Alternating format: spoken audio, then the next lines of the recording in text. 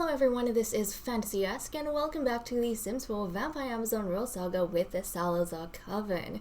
We are picking up with Lady Delphi Coven Rose on the castle grounds with the heiress Princess Kyra Salazar.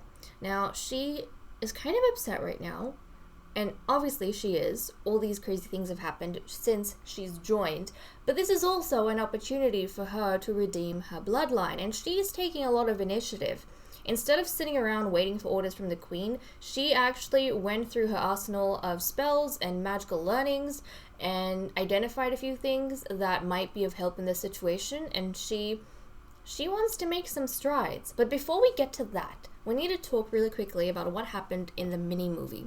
So, we started off on a scene with Juno and Guinevere in the graveyard. Juno approached Guinevere and said that the Sunlight Massacre, which is what these vampires are calling the incident that happened in the previous episode where we lost 4 of our males.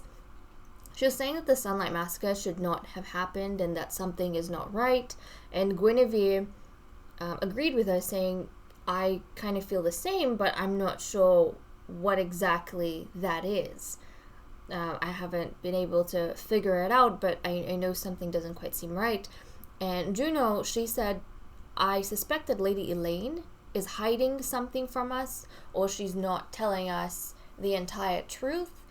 And Guinevere, she said, okay, why don't we go question her then? And I think Juno was being optimistic, feeling that perhaps under the pressure of her and Guinevere questioning Elaine, she might buckle and kind of give way with some information. So then they did confront Elaine, asking Elaine if, she was telling the entire truth at the secret council, if there were any nasty surprises that she was keeping from them, or if Lady Azura really was the only one causing the deaths. And I feel like with Elaine, she's Elaine. She's not going to buckle under pressure. Like, that's a bit naive of you, Juno. And I feel like one of her powers, her abilities, the reason why she gets away with a lot of her scheming is her vagueness. So she was kind of saying that, oh, you're ganging up on me, are you? Ask away. And she wasn't too bothered by, them approaching so intensely. And she essentially said, I did not lie. Are you doubting me? I did not lie. If you suspect otherwise, that is for you to investigate. So she didn't really give way about anything. And so even though Juno and Guinevere feel as though something is wrong, they've kind of hit a dead end with their particular lead.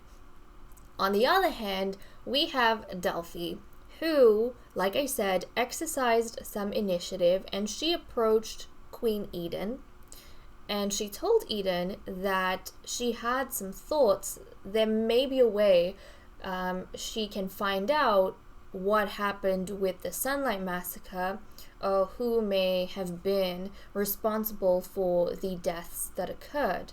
So in her learnings, her magical learnings, she has access to certain magics that, may result in answers. And the queen was quite excited by this prospect, and she wanted to know more about it, which Delphi ended up telling her, and, the queen was saying, perhaps we shall have some answers after all. So this is where we are picking up. Now, Delphi, even though she has discussed this with the queen, because she is young, because she is new, I think she may be having some concerns. I wouldn't say doubts, but concerns about whether or not she can actually deliver answers, and she knows people's hopes are kind of riding on her right now, but also this might change the way people see her bloodline, so she is kind of determined to see it through. Because, Delphi, she's adventurous. She has all these new and fascinating ideas in her head, which is why she was so quick to kind of propose this particular scheme of hers. But at the same time, she is clumsy. So I feel as though there is a self-awareness that she has, and that might be causing her a little bit of concern, like the fact that even though she knows what she has to do, she may in some way stuff it up, or she might not do it properly. So I think she's going to someone who she feels is approachable within her generation, Princess Kyra, to talk about what she intends to do.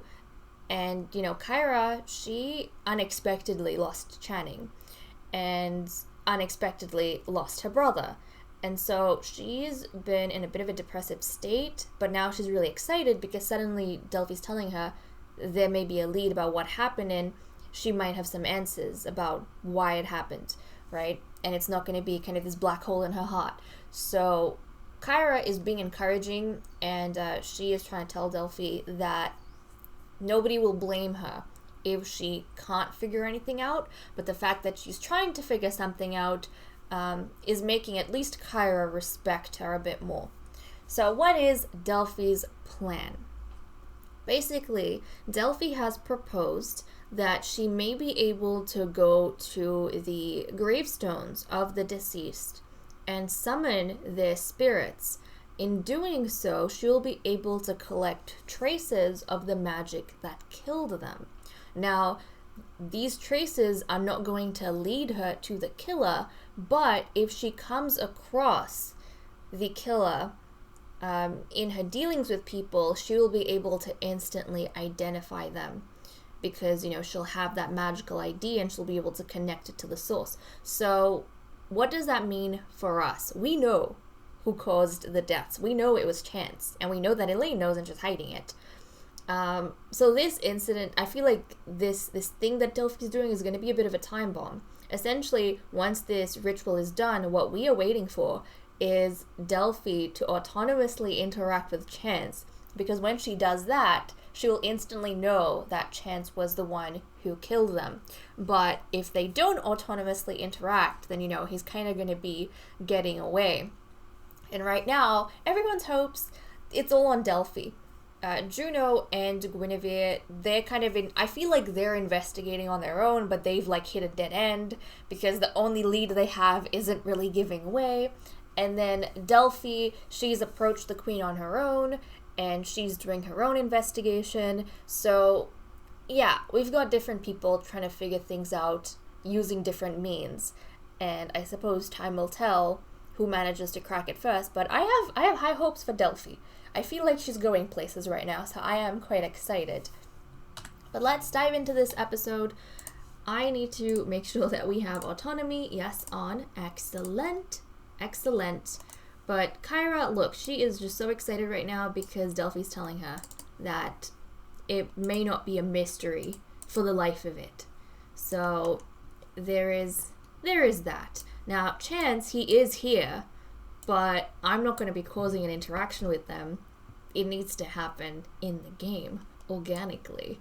But we're going to take Delphi out to the graveyard so that she can actually go ahead and do these things. Now, I don't know if I've mentioned this before. I might not have. I might have. But Delphi, she is not an immortal like Azora.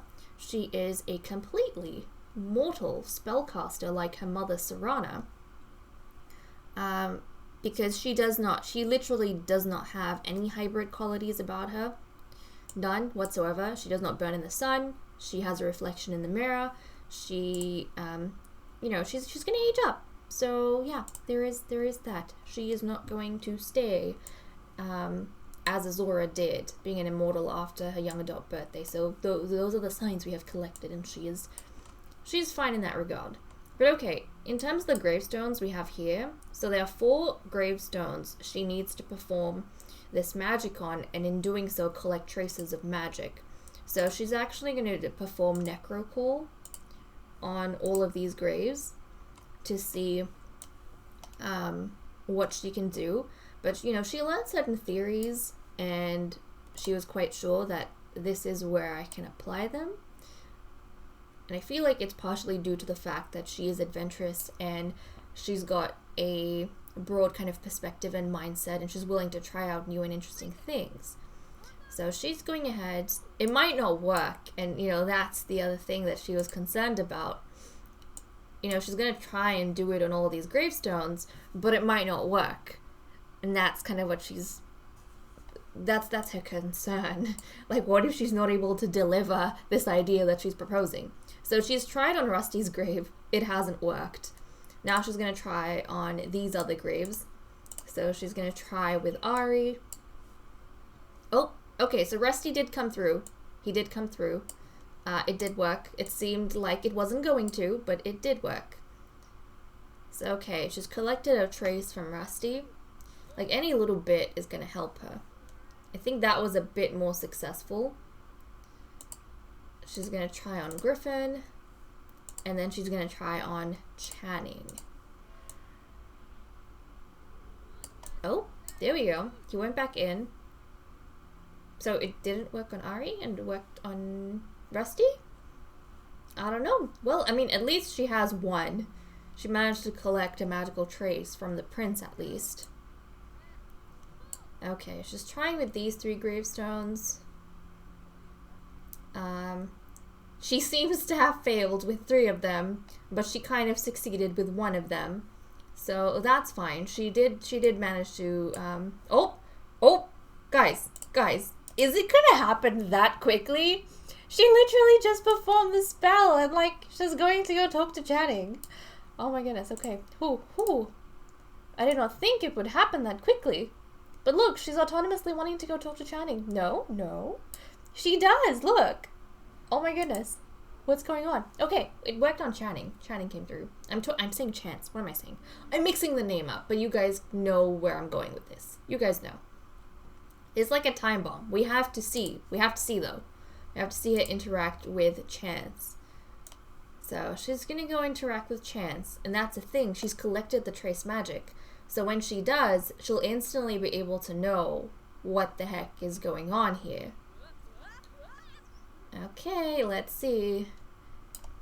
And the thing is, I don't know if Chance is entirely aware of the fact that he is doing this.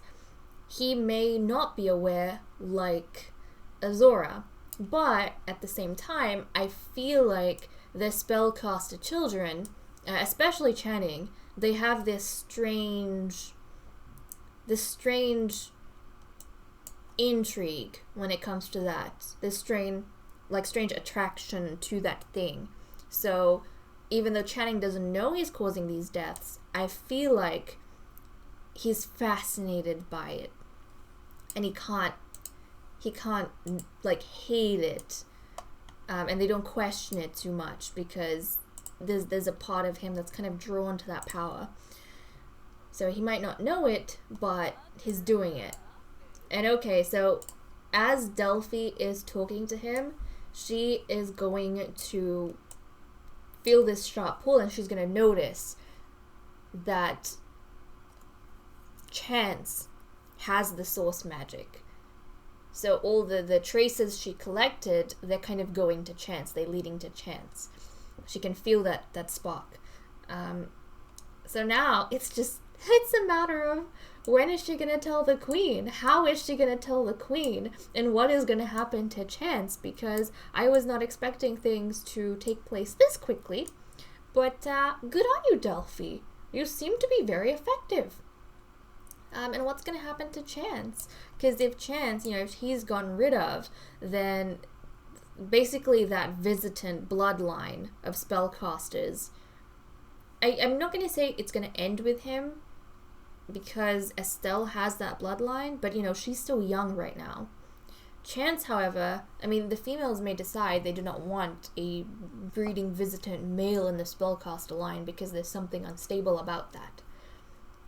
So I'm not entirely sure, but now Delphi, she's slowly going to back away, and she is going to tell the queen. At this point, she has not exactly cast her loyalties in any one direction.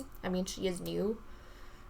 In terms of what's going on here, she is closer actually to Guinevere than anyone else.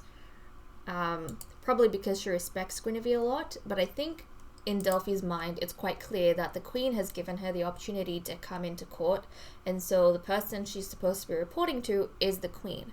So she's going to go ahead and she is going to give an update to the queen saying that she was successful and that she has learned who exactly it was that caused these deaths. I mean, they can speculate, but according to the magic that she cast, or the spell she cast, the magic she used, the person she's been led to is Chance. And then if they look at other details, they might be able to connect the dots or kind of validate the fact that yes, he was responsible. Because, a similar case of what happened recently was Azora's visitant powers manifesting and the people that she killed. And they can connect the dots that it's plausible Chance is the one, because he has those, active visitant features, or those displayed features, sorry, and he's got the same bloodline. He probably would have the same problems. So she's letting the queen know. Diana's over here listening in as well. So the queen's, I think, quite happy that she's got answers, but now the question falls to what is going to happen. Now, at this point, the queen, she only has one advisor, and that is Guinevere. She's got one advisor in Guinevere, and the thing is, the queen has lost a son, and Guinevere has lost a son at this point. I mean, Guinevere, it's been two. She lost a son to Azora, and now she's lost a son to Chance. So, I think Eden is going to hold sort of a council with Guinevere. And so, Guinevere, she's kind of frustrated because look, she's over here at Griffin's gravestone. She's trying to figure out what's going on. I mean, I think, she was holding it together when Sage died, but now she doesn't have any sons. She's got no children. I think the queen is going to call over Guinevere so that she can speak to her and she can discuss her findings and what is to be done. So, interestingly, for once, the queen knows more about what's going on than Guinevere does. But let's call Guinevere inside. Yep, okay, Guinevere's here. So she's going to discuss their findings, and I think Guinevere, I don't know if she would be irritated that she couldn't find anything. Maybe not. I feel like if anything, she would just be glad that they have some progress somewhere. And the queen is now going to start discussing with Guinevere what is to be done about Channing, because they can't just leave Channing be. At this point, he might just exterminate the entirety of the next generation. So she's going to share the details of, what Delphi did and the progress they've made. And at this point, Elaine's redundant. They don't particularly need her. So Guinevere is going to drop that. And now the two of them are going to discuss what is to be done with Channing and how they're going to approach him, because he is here. They could apprehend him now. They could deal with him now. But the thing is, Guinevere, where'd you go? Guinevere. Oh, Guinevere. You need to be chatting with the queen. Come on, chat with the queen. She called you inside for a reason. Don't be hung up over here on Leon, your cousin's son. I know it's quite sad, but you need to go chat with the queen. She's just running here and there and all over the place. But they need to essentially figure out if they're gonna pass Chance the same punishment as Azora, if he's gonna get a death sentence, or if there is a way to maybe control his abilities and his powers. Because the thing is, how can they give Azora the death sentence and then not Chance the death sentence for killing members of the court? But then also, Azora, as well as killing, some of the sons, she was responsible for killing the female members who everyone looked up to and, they prized. But with Chance, he hasn't killed any of the females, he's only killed the males. But at the same time, this isn't the generation that kind of lets those kind of things go by.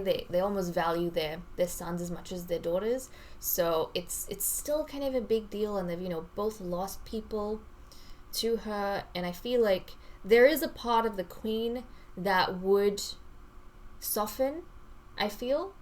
And the reason for that is she herself has been wanting to, broker peace or make peace, or maintain, actually I should say, maintain the peace that her mother established with the visitants after winning over them. And that's why she's been taking them on as mates and breeding with them. And, she's got 3 daughters who are half visitant. So I think the queen is concerned over here that even though she's lost a son, she has visitant daughters. And if she passes a harsh sentence like this on Chance, then people might look at her daughters strangely and, what does it mean for them in the future and their status in court? Now, Guinevere, she hasn't bred with any of the visitants, so she doesn't have this problem. In her mind, it's very clear where she stands and that Chance should be punished and Chance should, be killed just like Azora for the same crimes that he committed. And it's what's going to happen? What's going to happen? How are they going to discuss this? Because they are conflicted. Now, in terms of where Delphi stands, yes, she has discovered, but is she going to have an input in this whole thing? I don't know. With Delphi, she, like we've discussed, her very birth is like a slap in the visitant's face because her birth is possible due to Prince Voldemort being killed by her mother as a sacrifice in devil magic. That's the whole reason she was born. Otherwise, her mother kept having sons. So her existence in itself is kind of like a thorn on their side. But at the same time, Chance is her half-brother. So she is essentially offering her half-brother up on a plate. She didn't hesitate to tell the queen what was going on, right? And at the same time, Delphi has grown up along with, Chance and essentially all her brothers except Xander. She's grown up with George and Chance, with Eve.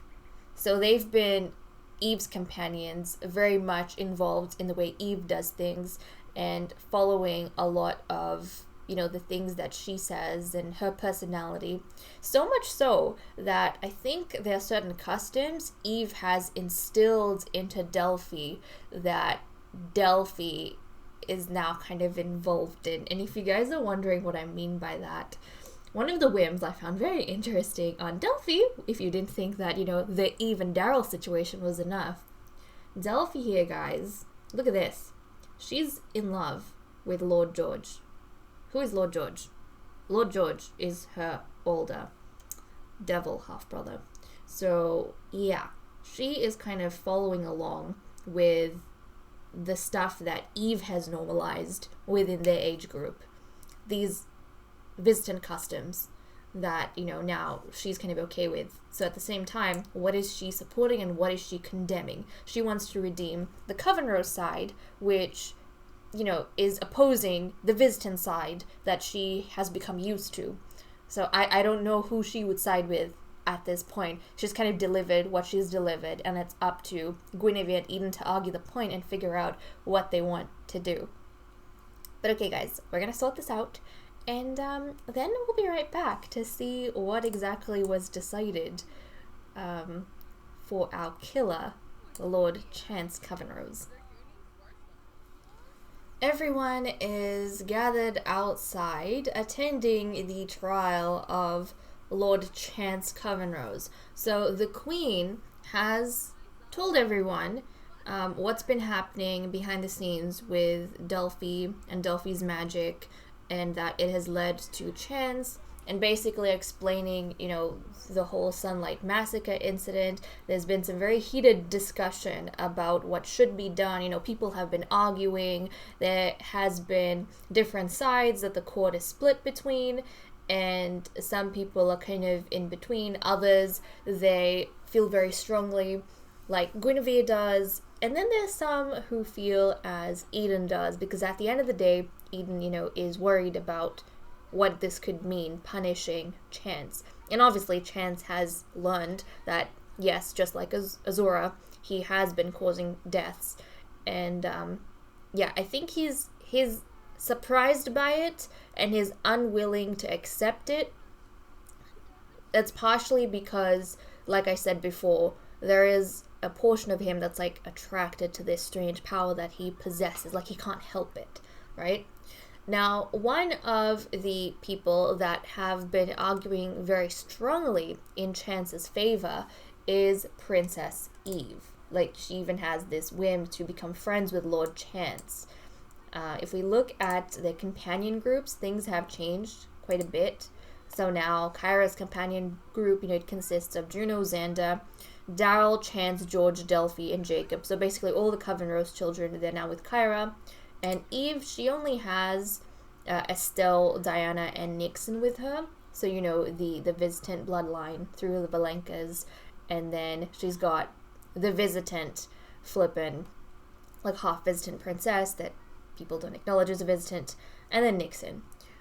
But with Eve, she spends a lot of her childhood, trying to create these connections with the visitant people.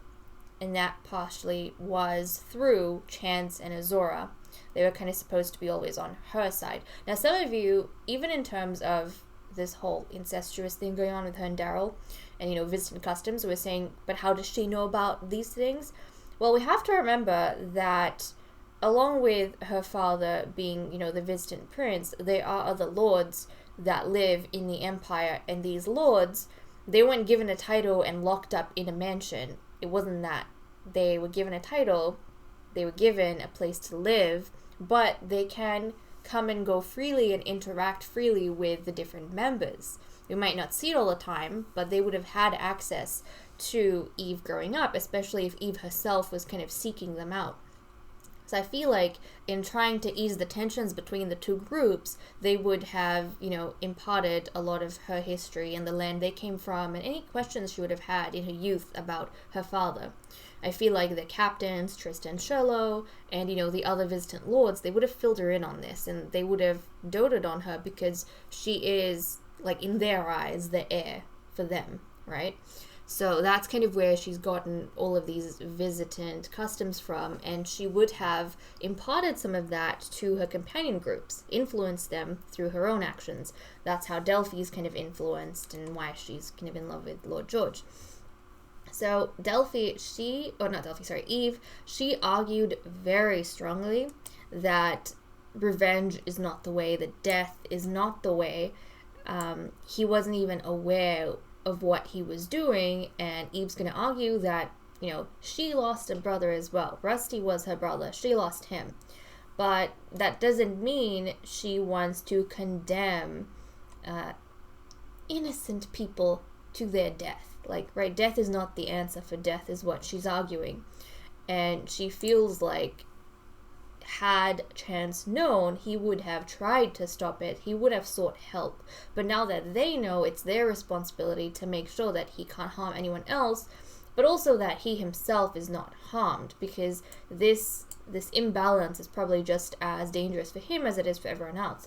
So Eve, she argued very strongly that rather than killing him and condemning him, they should be finding a way to help him. They are the rulers. They're the ones who, have the power, and they should use that power for good, is what she's saying.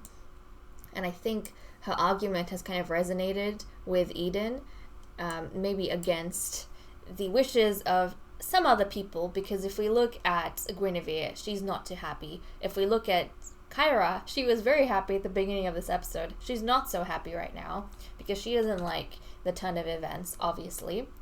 But Eve feels very strongly in that direction, and Eden does as well, because Eden's thinking the way I treat Chance may be the way people treat my daughters. Eve, Diana. Oh, well, geez, I forgot. She doesn't have 3. She's got 4 visitant daughters. But the way she treats Eve, Diana, Bloom, and Ice, the way, people treat them, right? So she's thinking extra hard about this whole thing, and she would rather pick the route of non-violence. So Eve has influenced her mother, and Eden has decided that she is going to instruct the priestess, Lady Lexi, to approach the visitant lords, and maybe by working in partnership with the visitant lords, try and figure out a way they can contain this magic, this instability that is plaguing Chance. So I think in this instance, the queen is going to try and promote like a pro-visitant view, and she's going to try and use this whole incident as a way to strengthen relations between them even further than letting it, break apart and become destroyed. So she's going to pick the non-destructive route, and she's going to task Lexi with going ahead and trying to figure out what is to be done in that regard. Now, while this happens, Chance, he is going to have to be imprisoned, but whether that is here or at the prison fort, that is another matter to be discussed. So we're gonna have to figure out what's going on with him. Like I think he might be moved to the prison fort,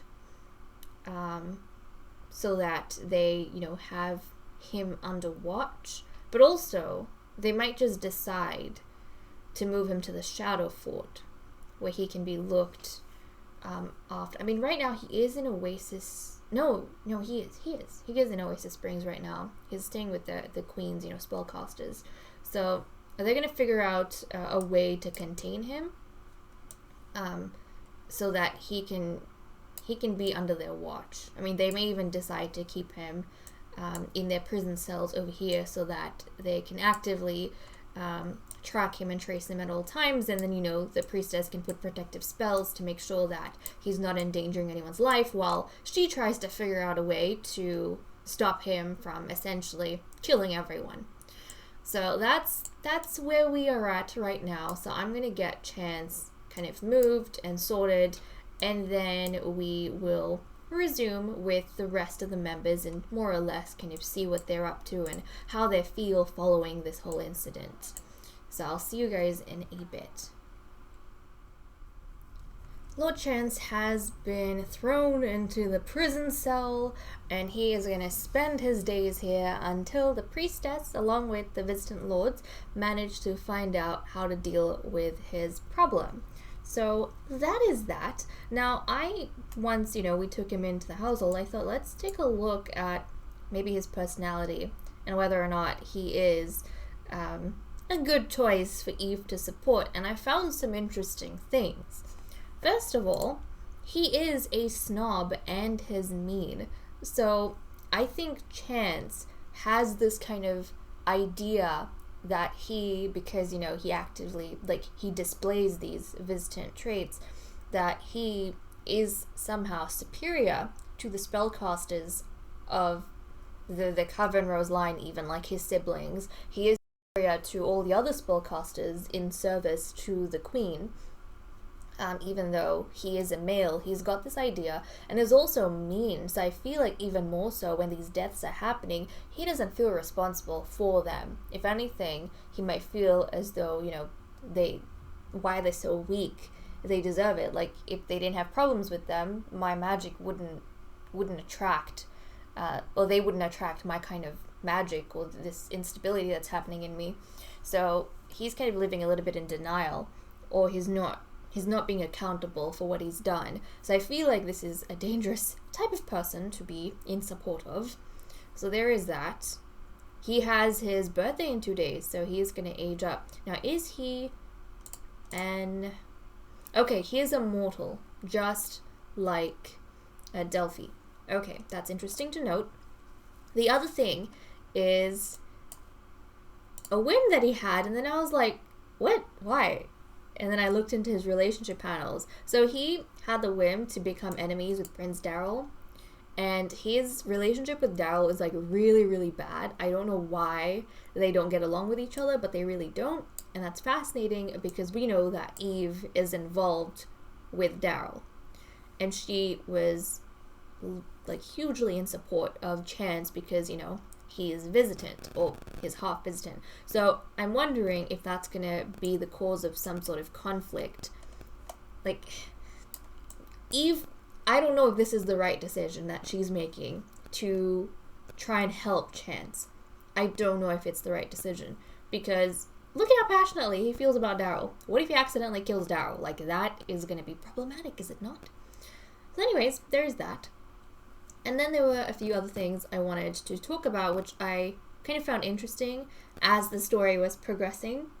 Now, one of the things, for Eve to, get to a place where she was confident, putting herself forward and actually defending Chance, she's been training very hard, and she has managed to get to the rank of Master Vampire. So in terms of the things she has to do before she becomes an immortal, she's completed all of them. Now she's just waiting for her immortal birthday before she can duel with the champion, and before she can, get her seal of approval for then challenging the queen and being on the same level as Kyra and Juno. So she's doing that. In the meantime, obviously, she's going to try and work towards the Grandmaster level so that she can become completely immune to the sun. But, she's not falling behind. She's on track. So she's kind of got some weight to her words at this point. Like, people are taking her seriously. And then, going to Guinevere, I wanted to chat about how Guinevere is starting to view Juno. We know that she trained Kyra up from a very young age, to be the next queen. She has a lot of faith in Kyra, and she has a lot of expectations when it comes to Kyra. The heiress has been pretty much like her daughter this whole time, and I feel like Kyra has always considered Guinevere more of a mother than Eden, even though Guinevere is just her aunt.